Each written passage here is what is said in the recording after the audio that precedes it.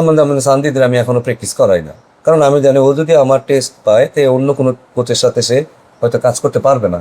ছোটবেলায় যদি না শিখে আসে আসলে এটা বড় হয়ে এটা খুব ডিফিকাল্ট হয়ে দাঁড়ায়, তখনই মেন্টাল ব্যারিয়ার গুলো আসে, বাধা আসে, মানতে পারে না।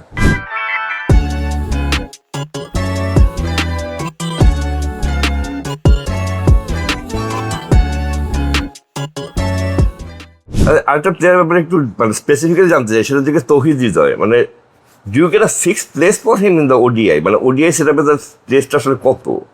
আর তাহলে এইটার সাথে আরেকটা সম্পূর্ণ প্রশ্ন আছে, সেটা থেকে যে আপনি নিজে কোচিংটা অনেক দিন ধরে করতেছেন, আপনার নিজের মানে আমাদের দেশে হয়তো বা এই জিনিসটা আসলে আমাদের বাইরের কোচটা বুঝে কিনা যায় না, আমাদের দেশে কিন্তু নাম্বারটা ম্যাটার করে ইন দ্য সেন্স যে আপনি চারে খেলতেছেন আপনারা বলে বাঁচে খেলেন, মানে সাপোজ এটা কিন্তু অনেক সময় প্লেয়ারদের মাইন্ডে ম্যাটার করে, মানে এটাকে আপনি বিশ্বাস করেন এটা যে হ্যাঁ দেখুন, ধরেন ওকে পাঁচ ছয় হৃদয়ের ব্যাপারে আমি কোশ্চেন বুঝতে পারছি এখন।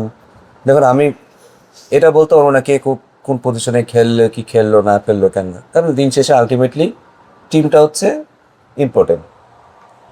টিমটা যেহেতু ইম্পর্টেন্ট, অনেক সময় আমার পছন্দ মতো জিনিসটা নাও হতে পারে, বাট টিমের সাথে হয়তো আমাকে করতে হবে। আমাদের যেটা বললেন যে আমাদের দেশের নাম্বারটা অনেক ম্যাটার করে, আসলে ম্যাটার করে, ওটা সাইকোলজি তাদের অনেক ম্যাটার করে।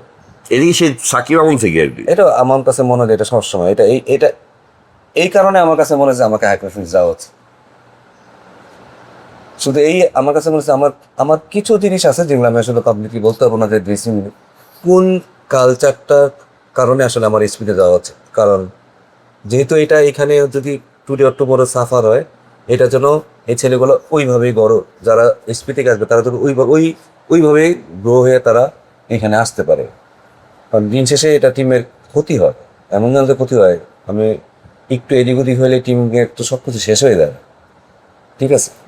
এবং আরো জিনিস হচ্ছে ধরেন ইনসিকিউরিটি ফিল করে অনেক সময় অনেকেই, যে আমি ওখানে না গেলে এখানে এই যে মেন্টাল ব্যারিয়ারটা, এই ব্যারিয়ারটা আসলে যে কেন পারে না তারা আসলে ওইভাবে বড় হয়ে আসছে, এটা এদের দোষ না, ঠিক আছে।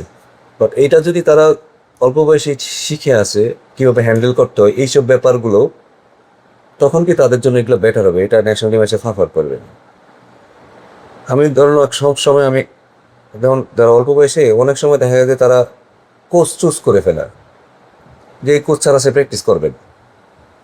আপনি তখন একটা বড় লেভেল আসবেন, আপনার মনের মতো তো কোচ নাও হতে পারে, তো আপনি কি তার সাথে আপনার খেলতে হবে না, শিখতে হবে না? আমাদের শান্তিদের আমি এখনো প্র্যাকটিস করাই না, কারণ আমি জানি ও যদি আমার টেস্ট পায় তো অন্য কোনো কোচের সাথে সে হয়তো কাজ করতে পারবে না, ঠিক আছে।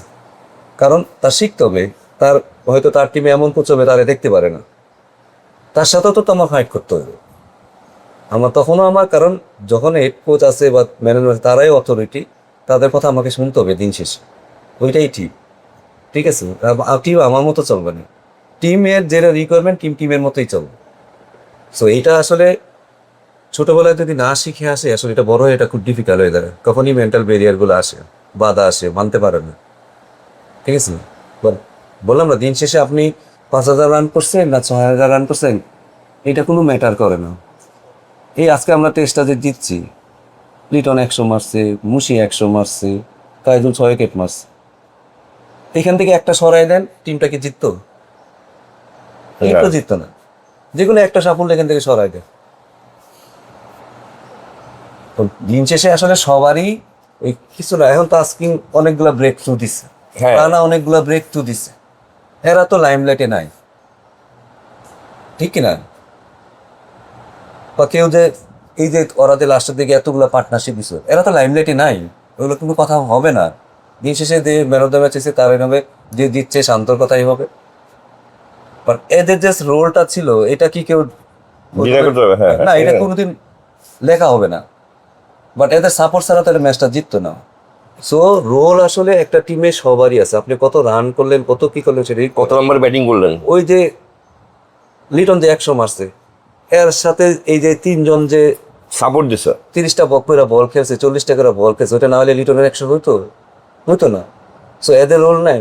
সো টিমের আসলে সবারই রোল আছে, কম বেশি রোল আছে সবারই। সো টিমের সাফল্যের জন্য আসলে আমাদের ওই মেন্টালিটি সবারই হওয়া উচিত। টিম যেটা চাবে সেটা